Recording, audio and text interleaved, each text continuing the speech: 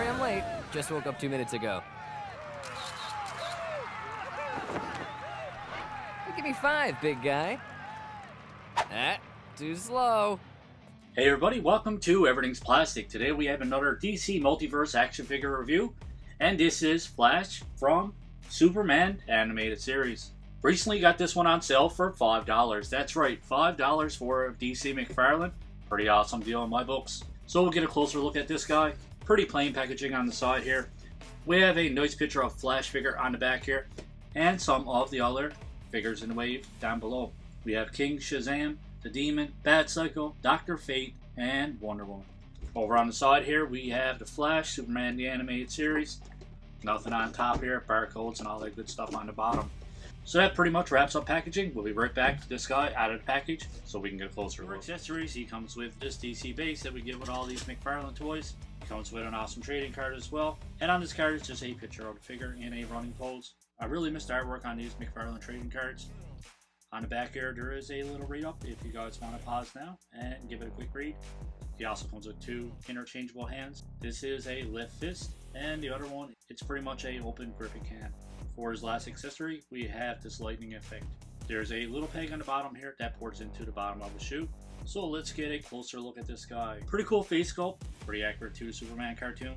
It's funny with all the animated series and everything else, there's always a big upper body and smaller legs. It's like every superhero skip leg day or something.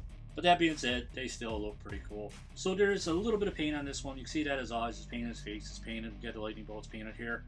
We got his symbol on his chest, and we have the lightning bolts on his arms and around his waist painted as well. And that carries all the way around. Other than that, very minimal paint application on this one. Basically, it's a big chunk of red plastic. We can see a bit of discoloration in the plastic here. You can see a little bit of white and everything else coming through the plastic. This one would have looked a lot better if it was actually painted. Other than that, it is a pretty plain looking figure. Not much else to say about this one. So let's go over articulation. So for his head spins all the way around, kind of stiff. Doesn't go back and forth, it doesn't swivel, and it doesn't tilt side to side or anything like that, so you just get your full rotation. For his shoulder comes up this far. You can see that it is actually restricted by the shape of the shoulder. There's a butterfly there as well. A little bit of range of motion out of that one. The little plastic piece here actually moves around a lot. Pretty sloppy. Visually it doesn't look that great, but we do get a little bit of articulation out of the butterfly joint. There is a bicep swivel.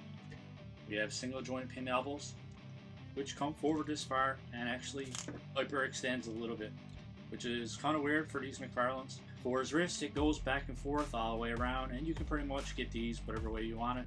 I like these joints when they're done right. There is a ball joint at the torso. You get all kinds of good range of motion out of that one. It goes side to side, and it goes back and forth as well. You do get a full rotation out of that. There's another ball joint here too, just above the waist, which goes side to side, and it goes back and forth as well. So you get pretty decent range of motion with 2 of the ball joints. For his legs come out to a complete split. Go forward this far, back this far, not restricted at all. You can't get a full rotation there too on the top part of the leg. There is double jointed pin knees, which you get awesome range of motion out of those. There is no boot cut or anything like that, and we do have these ratchet joints on the bottom here, which go back this far, forward this far, and then you get your full rotation and swivel as well. And last for articulation, there is a toe hinge as well. So overall, the articulation on this one is pretty decent. Doing a few quick comparisons from some other figures from the line. We have the awesome Ghostmaker here. Still one of my favorite McFarlane toys of all time. We have Talon over on the far right here. An awesome McFarlane figure as well.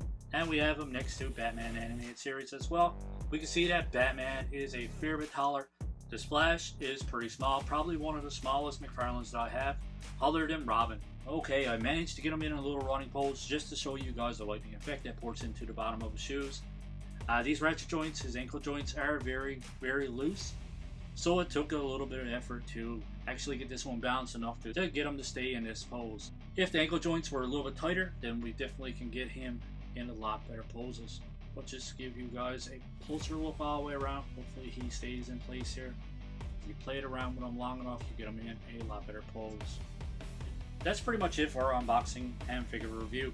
We had a closer look, we went over articulation, so there's nothing left to do but to give this one a rating out of 10. So overall, I am going to give this guy a 6 out of 10.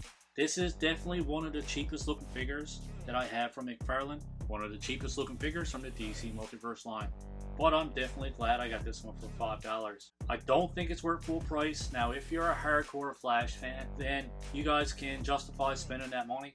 But personally, I do like Flash, but not enough to buy this figure at full price. Overall, the plastic looks really cheap. Very minimal paint application.